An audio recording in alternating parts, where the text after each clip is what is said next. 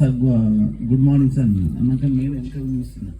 చూసే వాళ్ళకి ఎవరు ఉన్నారంటే సౌజన్య తెలుసు కదా, సౌజన్య ఉన్నది. ఇక్కడ ఏం చేస్తున్నా సార్ మొన్ననే స్కూల్ అసిస్టెంట్గా నాకు ప్రమోషన్ వచ్చింది, ఇక్కడనే వర్క్ చేస్తున్నాను.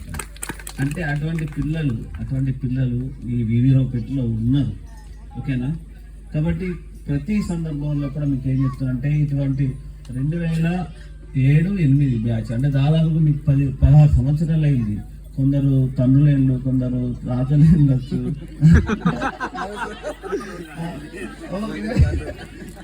Just funny joke.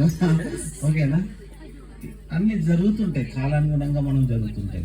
కానీ దీనిలోంటి ఈ జీవిత క్రమం లోపల మనం ఏం చేయాలంటే ప్రతి మూమెంట్ని మనం అచీవ్మెంట్ చేయాలి. మనం ప్రతి దాన్ని ఏం చేయాలంటే ప్రతి అడుగును మనం ఆచితూసి చేయాల్సి ఉంటుంది. ఓకేనా? కాబట్టి ప్రతి సందర్భంలో కూడా మీరు ఒక చదువుకునే సమయంలో ఒక విద్యార్థిగా ఉన్నారు. ఓకేనా? తర్వాత ఒక 5-6 సంవత్సరాలుగా ఒక భార్య యొక్క పాత్ర వచ్చేసింది, అవునా కదా?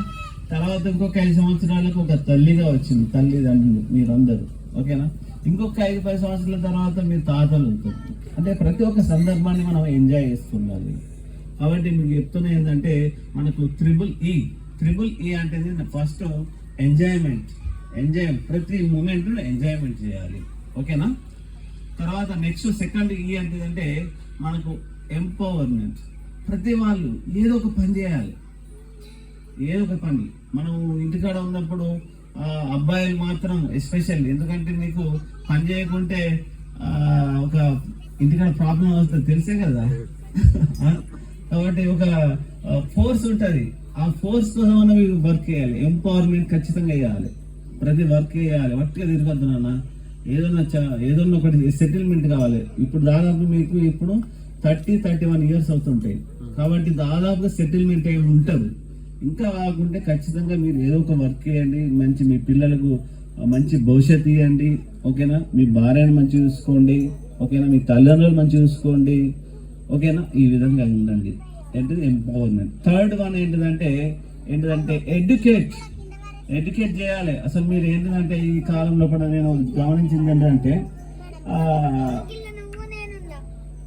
ఆ స్కూల్లో 10th చదువుతారు, అదే స్కూల్కి ఒక విరోధిగా మారుతారు.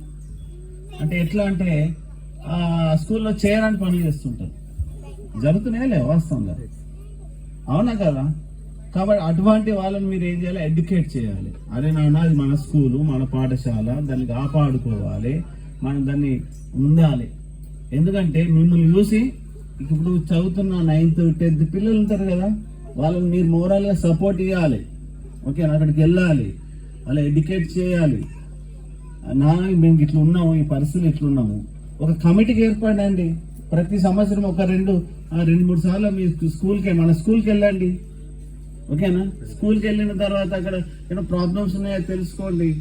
ఎందుకంటే ఒక పాఠశాల బాగుందంటే ఆ ఊరంతా బాగుంటుంది. పాఠశాల ఒక జనరేషన్, ఒక తరాలను ఏర్పాటు చేస్తుంటుంది, అవును కదా?